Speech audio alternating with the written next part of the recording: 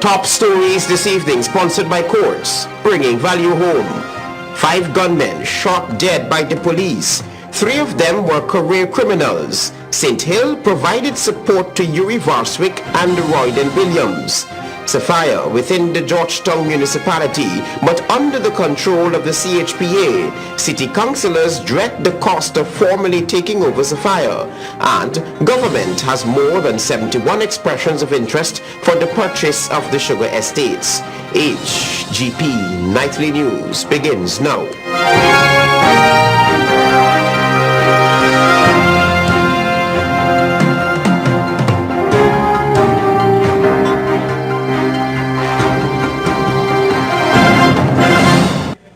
Good evening to our viewers here in Guyana and online. I'm Travis Chase with the Tuesday, July 24 edition of the HGP Nightly News. Here's what you need to know this evening.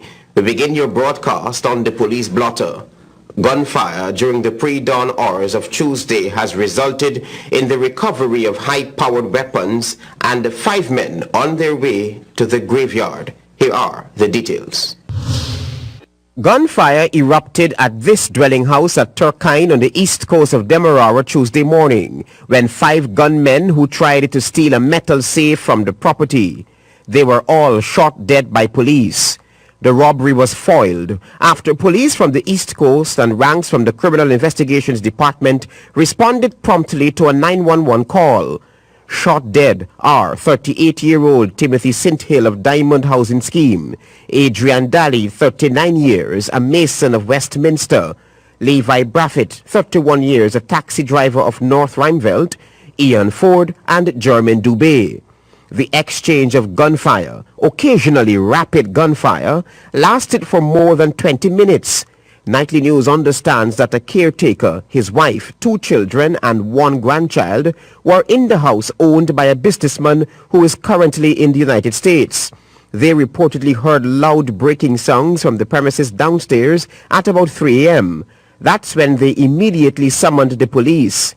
Police from CID Eve Leary and the C Division quickly responded. When the lawmen arrived, 2 men were seen in the yard with rifles. They were challenged by the police, and the men reportedly opened fire on the police, who returned fire, killing them on the spot. Those 2 men were Ian Ford and German Dubé. Nightly News was told that after Dubé and Ford were taken down in a hail of bullets, a 3rd man who was in the premises ran out of the building and was caught in the exchange of gunfire. He collapsed on the ground. He was Adrian Daly. After hearing the exchange of gunfire, their partners in crime pulled up in this white motor car, St. Hill and Braffett. They reportedly opened fire on the party of policemen who took cover, returned fire, and the 2 were killed. Head of the Criminal Investigations Department, Assistant Police Commissioner Paul Williams, was first on the ground and provided some information as to what transpired. At the time of the crime chief's comment, there had been no confirmation that the men were all dead. We're dealing with a crime scene as it relates to where there was a robbery. 5 men would have broken into this home, and as a result of that, the occupants would have summoned the police. With the police quick response, they were able to engage them, and there was an exchange of gunfire between the 5 men and the police. Could you say if the 5 gunmen have been confirmed dead? No, I cannot confirm that this time, but I know that they're hospital. Can you say what weapons, if any, were recovered? Yes, we have 1 AK and 2 rifles. Are any of the men that were shot by the police relatively known to the Criminal Investigations Department? Yeah, some of them are known. Mr. Williams, as the crime chief, how do you feel about this operation this morning?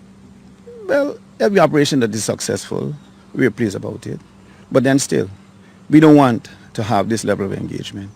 But if it so warrants, that's the nature of the job.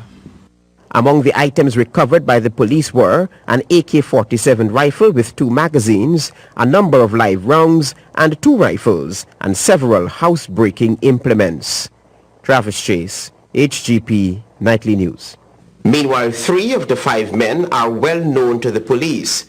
One of them, according to the police, provided support to several prison escapees. Here are the details. Moments after the 5 gunmen were shot and killed by the police during an exchange of gunfire, Acting top cop David Ramnarine revealed that at least 3 of the men are well known to the police. The acting top cop wasted no time in dishing out the criminal files of the dead men. Ramnarine says police crime files show that Timothy Sinthill had a lengthy criminal record.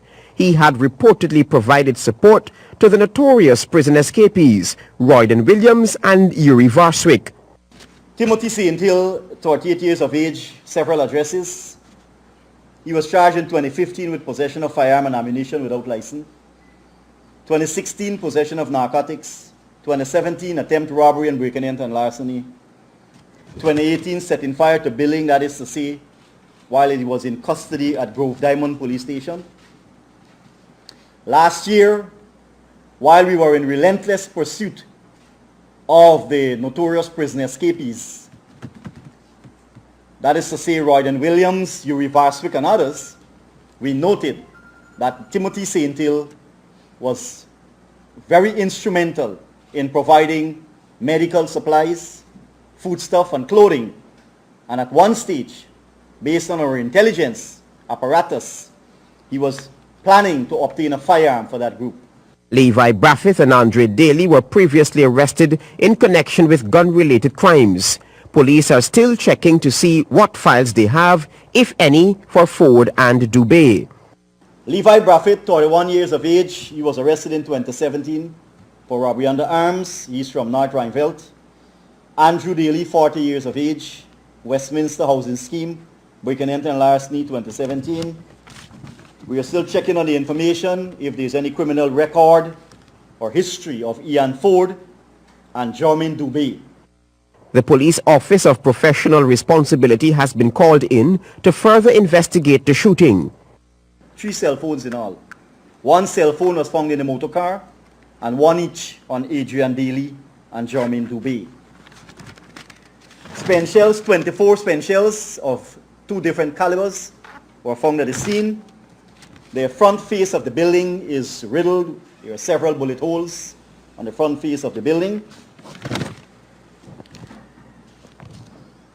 And at this point in time, while an investigation is being conducted by the OPR in these matters where fatal shootings occur involving members of law enforcement, an investigation would be conducted, as you would have known, in the incident at the seawall and submitted for legal advice.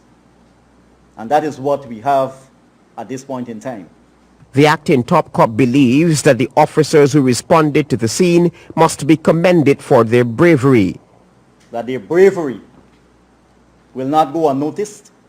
It's highly commendable under fire. They did not back off. They did not retreat. In the name of law and order, in ensuring that public safety is assured. Travis Chase, HGP Nightly News. After the breaks, a fire within the Georgetown municipality but under the control of the CHPA. City councillors dread the cost of formally taking over Sophia. Stay with us. HGP Nightly News continues after the break.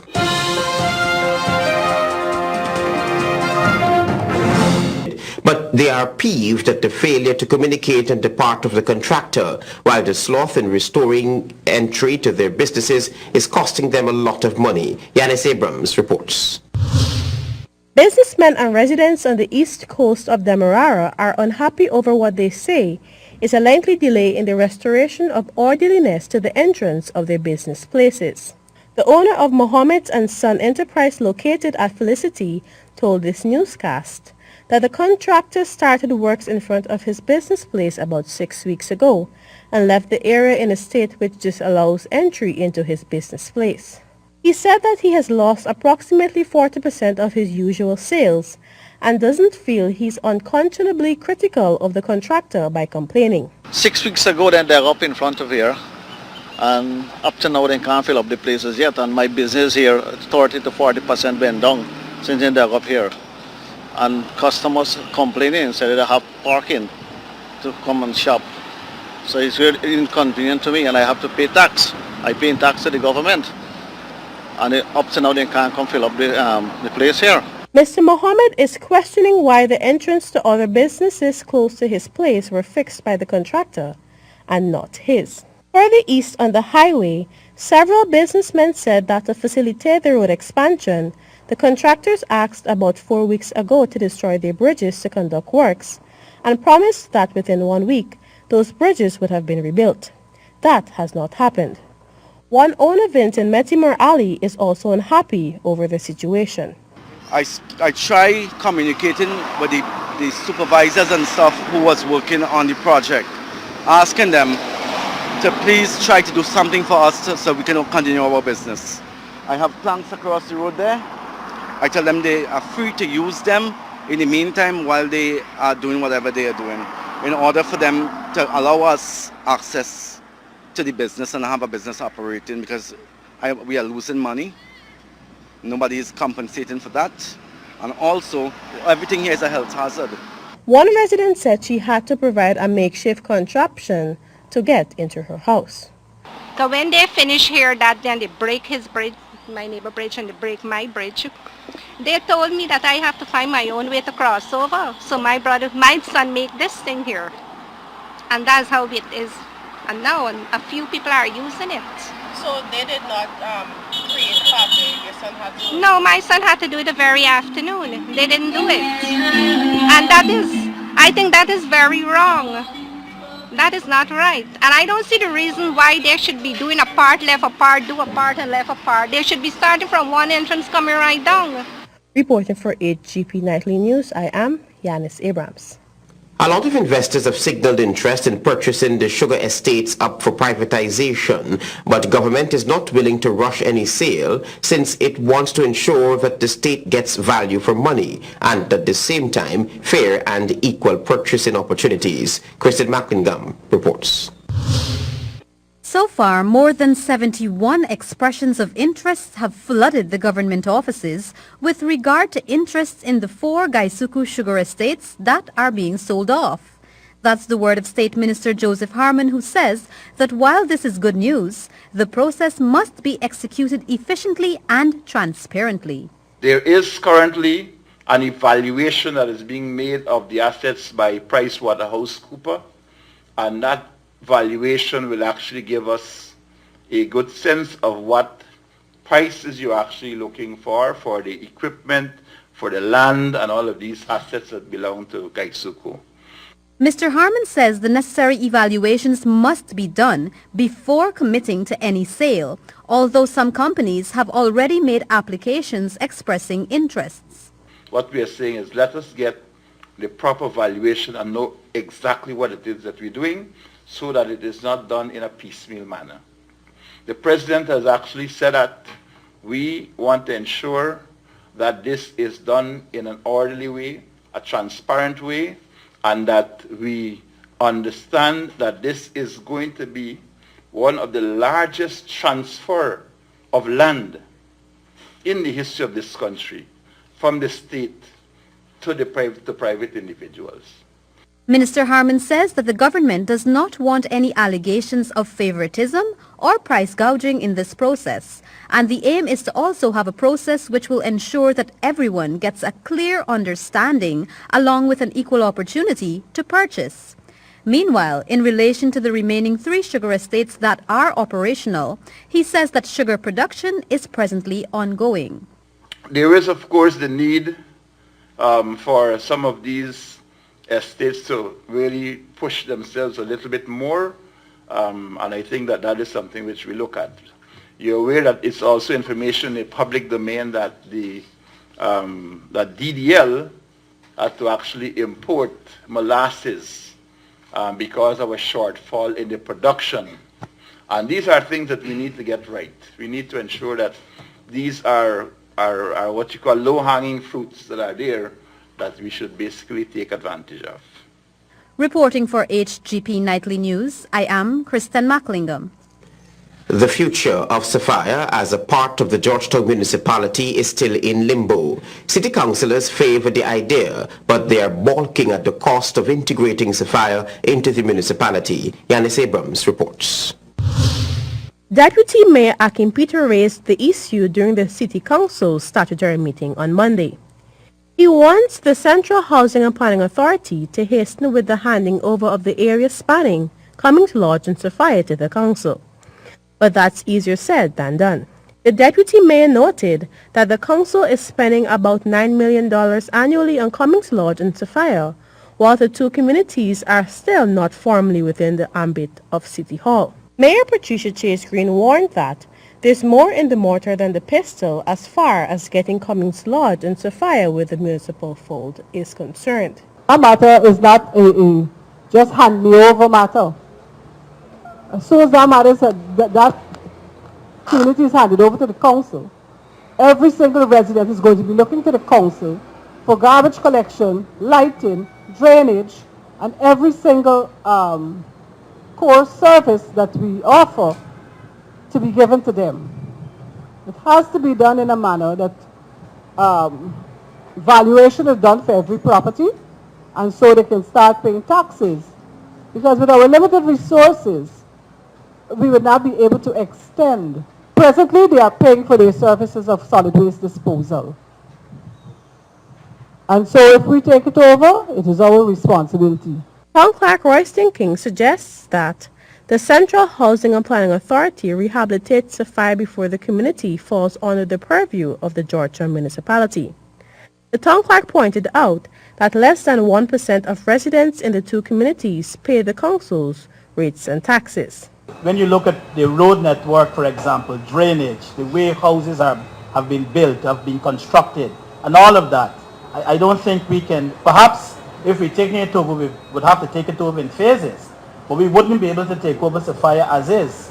And I think it is only fair for the agency that is giving over City Council, giving over Sophia to us, that they do the corrective work or give us the resources to do it as we take over Sophia. We just don't have the wherewithal. The town clerk stated the move would be an unbearable liability to the council. And when you look at the taxes we would collect from the houses there, the properties there, when you look at the amount we hope to collect as against what we have to spend, it doesn't weigh out, it doesn't balance out at all.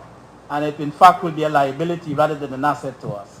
But yet it is within the curtilage of the city, and it is not under our control. And that's a serious matter. It was the intention of the CHNPA to hand over the two communities to the Georgetown municipality on December 17, 2016, but that proposition fell through. Reporting for HGP Nightly News, I am Yanis Abrams.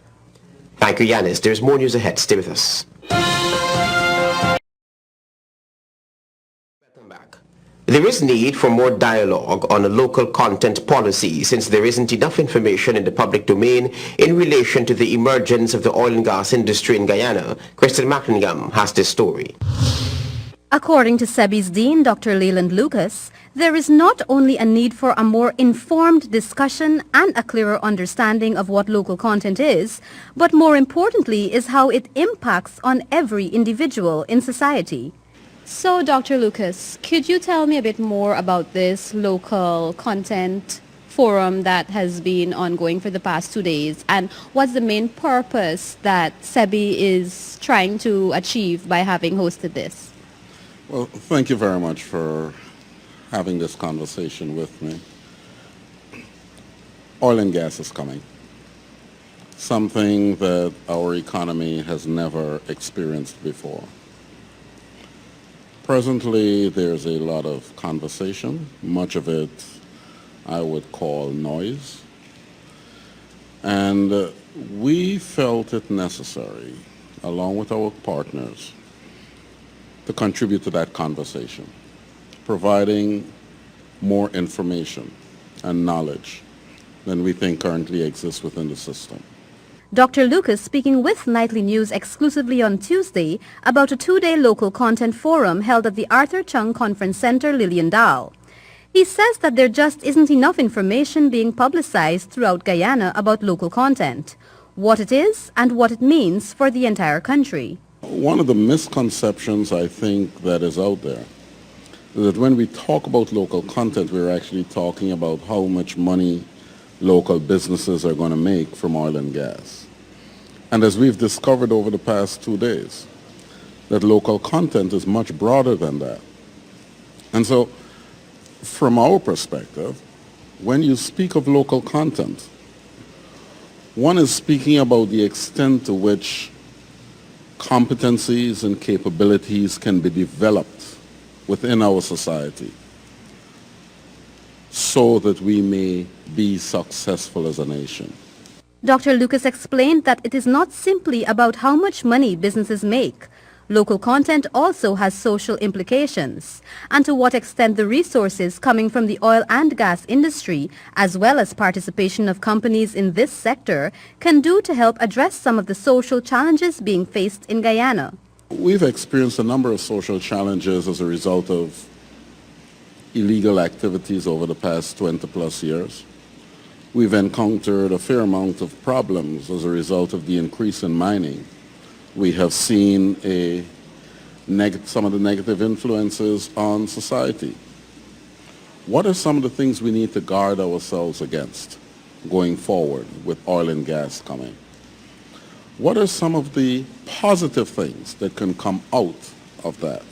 He reiterated that for many, when they think of social consequences, they think of negativities, but added that there are a number of positive outcomes that can be derived from a local content policy. That can, for instance, help to provide opportunities for new businesses that have a social component. Now, there's a whole field called social entrepreneurship. And so what are some of the things that can come out of a local content policy that can help businesses in the villages and businesses all over this country that may not be directly related to oil and gas, but have a role to play in the broader society and can be helped to make something to be made successful? Reporting for HGP Nightly News, I am Kristen Macklingam. Freedom Fest 2018 will focus primarily on providing information about human trafficking and educating the public as to what avenues are available if they know victims of TIP or if they are also victims. Here again is Kristen Macklingam. Many persons are frequently misinformed about what human trafficking really is, and the aim of Freedom Fest 2018 is to better educate the populace on this topic. Nightly News spoke with the event coordinator of Freedom Fest 2018, Demuka Nondo. After leaving there, the objective is for them to have a little better idea of what happens and what the ministry has to offer to try to eradicate such things happening in the country. So in the case that persons turn up and they may have information about victims or persons they believe are victims, or even if they're victims themselves there that come out and speak, what plans are in place to address these issues immediately? Good, great. We are going to be having staff on the ground, and we are always ready to address any case of TIP. We do have the police officers on speed dials who would be able to get them. Outside of that, we have 24 hours safe houses. So yes, we are prepared. This activity is scheduled for Saturday, July 28, and is part of the Ministry of Social Protection's list of activities this year to stamp out the scourge of trafficking in persons here in Guyana. Could you please tell me more about the Freedom Fest activity that's coming up at the end of this month and what it means for the ministry to have executed such a project? Freedom Fest is going to be on the 28th, which is next Saturday, 28th of July 2018. Basically, it's an event that the ministry is using to educate the public more about all those things that the ministry do, especially human trafficking. It's basically based on human trafficking, highlighting persons of everything that goes on, the different forms. What exactly can we look forward to? Because basically people have booths and they have information, but this issue of human trafficking is something major, and therefore you need to have one-on-one or something that people can relate to. Well, basically being able to relate to. We've set the event has several different aspects. We have the concert setting. We'll try to have music that tells a little story or whatever. But also there's one of the main attractions there is something we're calling the tunnel of experience. Now this basically is a tunnel that's depicting different forms of human trafficking. So persons will be able to go through the tunnel in groups, and they'll have actors there, Mr. Jones, John B. Jones, and his team will be there showing us, depicting different forms of human trafficking. The venue for this event is Durban Park on Saturday, July 28. The ministry stated that aside from the informative sessions, there will be competitions and prizes for lucky patrons. Reporting for HGP Nightly News, I am Kristen Macklingham. Your sportscast is ahead. Thanks for staying tuned. I'm Colin Abrams with the HGP Sportscast.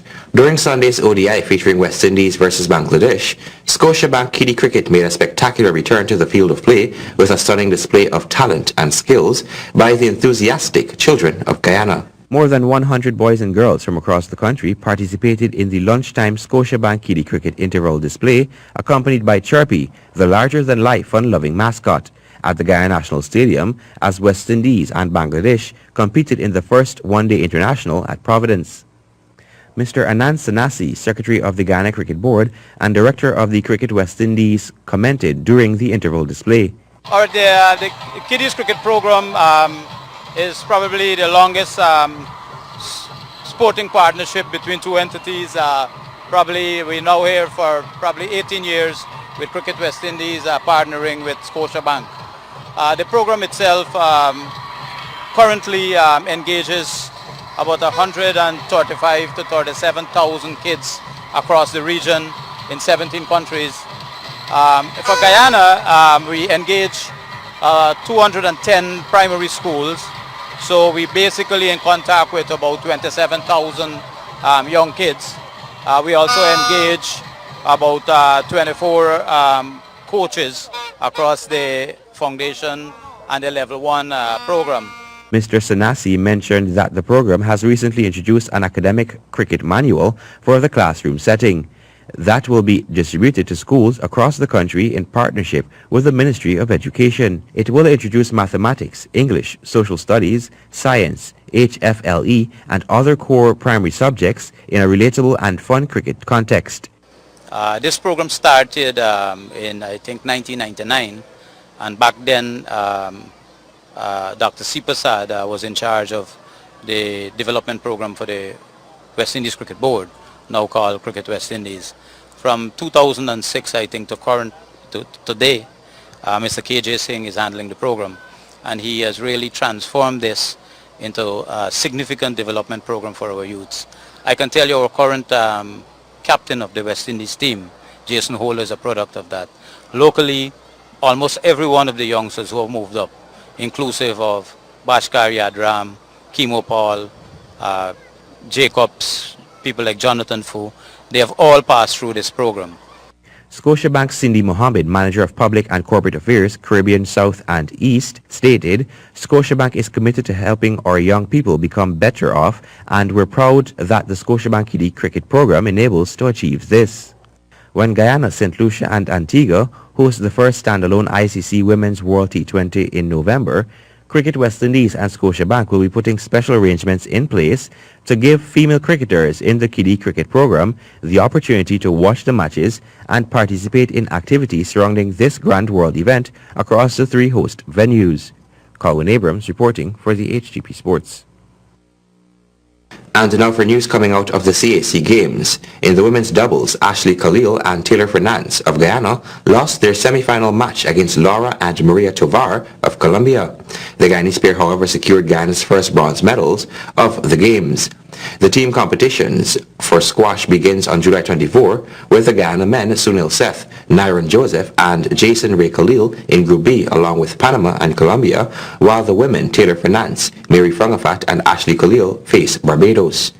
And we turn our attention to hockey. Guyana's men's hockey team collapsed to Mexico after a fierce battle at the CAC Games. Kristen Macklingham has more. Coming off of a winning performance in their opening match, Guyana's men's hockey team took to the field on Monday against the #1 seed and defending bronze medalists, Mexico. Guyana adopted a more defensive structure than they did in the previous match, and this made it difficult for Mexico to make any meaningful inroads in the Guyanese goal area during the early part of the match.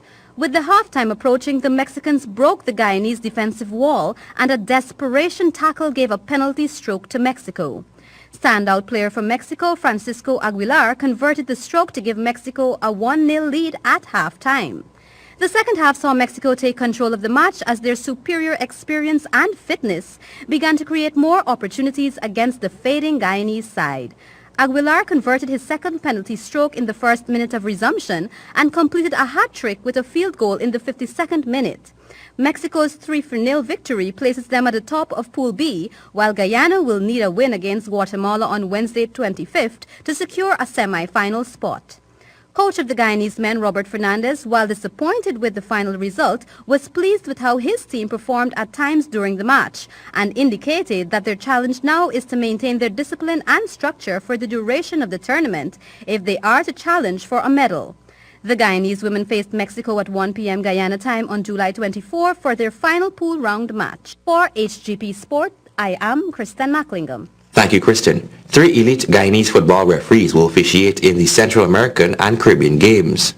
The Guyanese match officials will be among those officiating at the Central American and Caribbean Games, being held in Barranquilla, Colombia, from July 18 to 31. The officials are referees Gladwin Johnson and Maurice Skeet and assistant referee Kevin Stevens. According to Stanley Lancaster, head of the Ghana Football Federation refereeing department, this is an achievement for the CONCACAF Tier 2 referees whose participation signals an opportunity for further technical assessment and development. This is the second time that match officials from Guyana have been invited to participate in the CAC Games. This is certainly encouraging and shows the confidence bestowed on the match officials from Guyana to sustain the rigors of competition. This opportunity will contribute to enhanced technical development considering the expected networking and level of competition, he added. Johnson is also part of the CONCACAF Targeted Advanced Referee Program, TARP, which seeks to foster the technical growth and development of select referees. The female leg of the CAC Games began on July 18 and will conclude on July 30, while the male competition is from July 19 to 31. This year's CAC Games have 38 participating countries included in 40 disciplines, including athletics, field hockey, football, cycling, swimming, and beach volleyball. Colin Abrams reporting for the HGP Sports. And that has brought us to the end of this edition of the HGP Sportscast. Remember, if your dream is big enough, the facts don't matter. Goodbye. 5 gunmen shot dead by the police. 3 of them were career criminals. St. Hill provided support to Yuri Varswick and Royden Williams. Sapphire within the Georgetown municipality, but under the control of the CHPA, city councillors dread the cost of formally taking over Sapphire, and government has more than 71 expressions of interest for the purchase of the sugar estates. Those were our major headlines. For these stories and more, please go to our website. It's www.hgptv.com.